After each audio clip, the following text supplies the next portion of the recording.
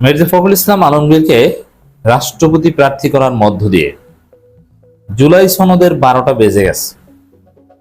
দর্শক, এই জুলাই সনদ আপাতত মনে হচ্ছে আর চোখে দেখা লাগবে না। আর যদি আপনারা দেখেনও, বিএনপি একটা পর্যায়ে কিছু বাস্তবায়ন করে তারপরে বলবে এই যে আমরা জুলাই সনদ বাস্তবায়ন করেছি, কিন্তু সেটা যেই জুলাই সনদ শহীদদের রক্তের উপর নির্মিত হয়েছে, ঐক্যমত কমিশনে সাইন্ড হয়েছে, ওই জুলাই সনদ না। তারা কাটাছেড়া করে নিজেদের মতো একটা পাশ করে বলবে যে এইটাই জুলাই সনদ, কিন্তু জুলাই সনদ, ঐক্যমত কমিশনের সাইন্ড হওয়া জুলাই সনদ, ওইটা বিএনপি বাস্তবায়ন করবে না। তো দর্শক, মির্জা ফখরুল রাষ্ট্রপতি হয়েছেন, এটার সাথে আবার ওর সম্পর্ক কি? আগে সম্পর্কটা রিলেট করি, তারপরে আসল জায়গায় আসি। দর্শক, স্বাভাবিকভাবে রাষ্ট্রপতির ক্ষমতা নাই।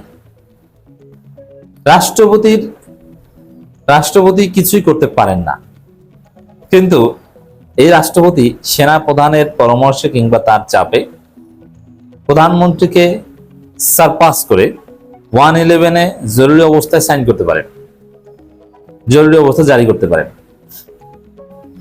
এই অঘটনটা ঘটাতে পারেন, এটি যথেষ্ট। এখন মির্জা ফখরুল, তার যে সাইকোলজি, তার যে ইতিহাস, খালেদা জিয়ার মতো হেভিওয়েট নেতা, সিনিয়র নেতা, তার আনুগত্য করতে মির্জা ফখরুলের কষ্ট হতো। মির্জা ফখরুলের কিন্তু ব্রেইন আছে। একটা বিষয় মনে রাখবেন, মেধাবী কি এটা আবার আপনারা সহজে মাপতে পারবেন না। প্রকৃত পক্ষে যদি কেউ মেধাবী হয়, বিশেষ করে ব্যক্তির মধ্যে যদি কনফিডেন্স থাকে যে আমি অনেক কিছু জানি এবং বুঝি, বিশেষ করে তার মধ্যে যদি সুপিরিয়রিটি কমপ্লেক্স যদি থাকে যে অমুকে বোঝে কি, আমি কত পড়াশোনা করেছি, কত বুঝি, আমার যে যোগ্যতা অভিজ্ঞতা তার তুলনায় অমুকে বোঝেটা কি, আমি যা দেখেছি, কত ঘাত প্রতিঘাত অতিক্রম করেছি, উত্থান পতন সহ্য করেছি, দেখেছি, শিখেছি, কতজনের সাথে কথা বলেছি, এক্সপিরিয়েন্স অ্যাচিভ করেছি, তা আমি যা বুঝি তার তুলনায় উনি বুঝে কি, ও বুঝে কি।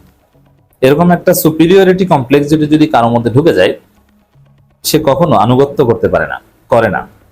এই জন্য দেখবেন অনেক বিখ্যাত লোক, তারা রাজনৈতিক দলে আনুগত্য করতে পারেনি,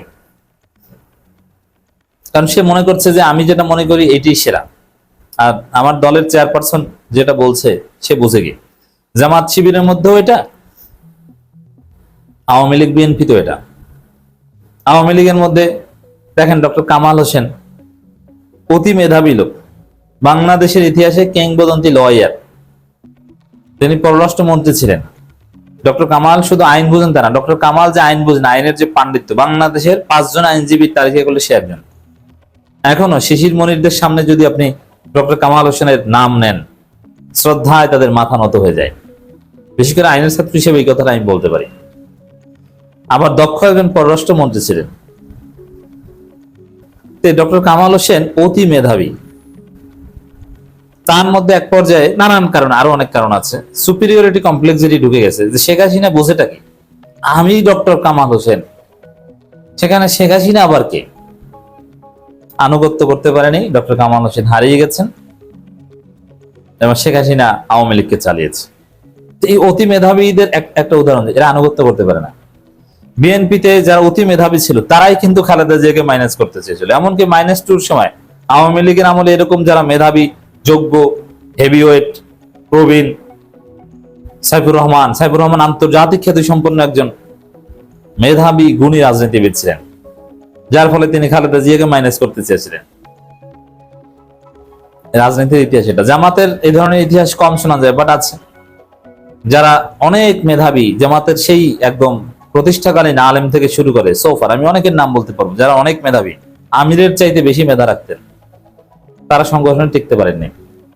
তারা অমুকে বুঝি কি, তার চাইতে আমি বেশি বুঝি।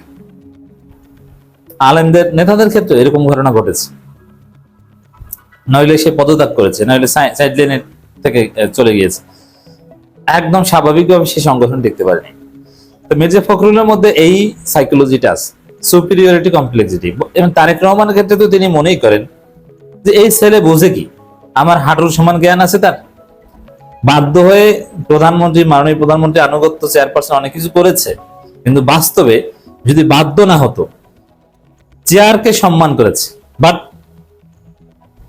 তার কথা মতো চলার সুযোগ না পেলে মির্জা ফখরুলের যে চিন্তা, তার যে মেধা, তার যে জগৎ, মির্জা ফখরুল কিন্তু মেধাবী অনেক এবং তার যে অভিজ্ঞতা, তাতে তারেক রহমানকে গোনার কথা না। বিশেষ করে দলের চেয়ারপারসন কিংবা তারেক রহমান একে যে কেউ গোনে না, এই মেধাবীরা, এটা 111 সময় প্রমাণিত হয়েছে যে কে কতটুকু গুনে। -2 ফর্মুলার সময় প্রমাণিত হয়েছে কে কতটুকু গুনে। এখন মির্জা ফখরুল কার্যত তারেক রহমানকে গুনে না, তো যতটুকু গুনেছে আমরা দেখেছি, মাননীয় বলেছে আরে ওটা তো বাধ্য হয়ে চেয়ারকে, পদকে সম্মান করতে হয়েছে। এখন মির্জা ফখরুল রাষ্ট্রপতি হচ্ছেন, এখন মির্জা ফখরুল আর তারেক রহমানকে মাননীয় বলার দরকার নাই, তারেক রহমান যেহেতু উপরে উঠে গেছেন। এখন যদি কোনো ইখতিলাফি মাসালা আসে, তখন মির্জা ফখরুলের ওই যে কমপ্লেক্সিটি, তারেক রহমান বুঝেটা কি, আমার চাইতে বেশি বুঝে এমন বাংলাদেশে কি আছে? মির্জা ফখরুল এখন এটা মনে করেন যে আমার চাইতে বেশি বুঝে দেশের স্বার্থ, বাংলাদেশে এমন আছেটাকে, আর আসলে তার চাইতে বেশি মেধাবী কেউ আছে কিনা এটা সন্দেহ আছে। কারণ বেশি মেধাবী থাকলে যে সে ভালো তা না। মির্জা ফখরুলের যে কোয়ালিটি বাংলাদেশের রাজনীতিতে আর আছে কে বলেন? তার সমপর্যায়ের কাছাকাছি থাকতে পারে, কিন্তু পদ পদবি বিবেচনায় তিনি ওই সবার উপরে। তো দর্শক, এখন যদি ভারত, যুক্তরাষ্ট্র, ইসরায়েল একটা সাবোটাজ তৈরি করে, একটা অস্থির পরিস্থিতি তৈরি করে, এমনিতেই দ্রব্যমূল্য সহ নানান বিষয়ে একটা ঘটনা ঘটবে বাংলাদেশে, বিদ্যুৎ সংকট থেকে শুরু করে একটা গণবিস্ফোরণ ঘটবে সামনে। আওয়ামী লীগের ষড়যন্ত্র তো আছেই। শেখ হাসিনা দেশে ফেরার কথা বলে যদি একটা অস্থির পরিস্থিতি তৈরি করতে পারেন, সাবোটাজ তৈরি করতে পারেন রয়ের সহযোগিতায়, তখনই 111 প্রশ্নটা আসবে। আর ওয়াকারুজ্জামান দাড়ি রেখে বেদাতের ওয়াজ করে, তিনি পুরোপুরি রেডি। তো দর্শক, তখন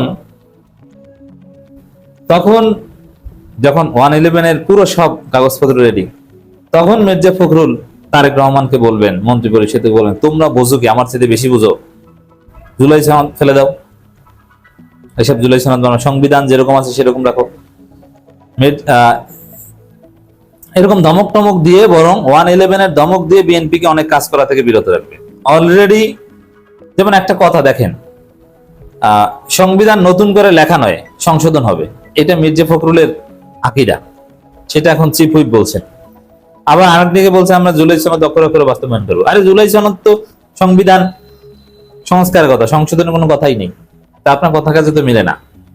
এখন যতটুকু করার ইচ্ছা, তাও পরিস্থিতি অস্থির হলে ওই মির্জা ফখরুল বলবেন যা আছে এরকম থাকো, স্থিতিশীলতার সাথে সংবিধান ঠিক রাখো, মুক্তিযুদ্ধের সংবিধানকে পরিবর্তন করা যাবে না, গণতন্ত্রের সাথে আওয়ামী লীগকে বৈধতা দাও, একটা গৃহযুদ্ধ এড়াতে প্রয়োজনে আমি 111 ঘোষণা করে দিই, তোমরা মেনে নাও, আওয়ামী লীগের উপর নিষেধাজ্ঞা প্রত্যাহার করে দাও। তো এই কাজগুলো মির্জা ফখরুল করবেন। জুলাই সনদ চোখে দেখা লাগবে না। আর মেজর হাফিজ যদি রাষ্ট্রপতি হতেন, তিনি হয়তো জুলাই সনদের উপর জোর দিতেন। প্রফেসর ইউনূস রাষ্ট্রপতি হলে তিনি হয়তো বা বলতেন যে জুলাই সনদটা বাস্তবায়ন করে ফেলো, তারপরে আমরা ভারতকে সাইজ করি, আওয়ামী লীগকে মোকাবেলা করি। এখন ঘটবে উল্টা, যে জুলাই সনদ বাস্তবায়ন করলে আওয়ামী লীগ গৃহযুদ্ধ বাঁধাবে।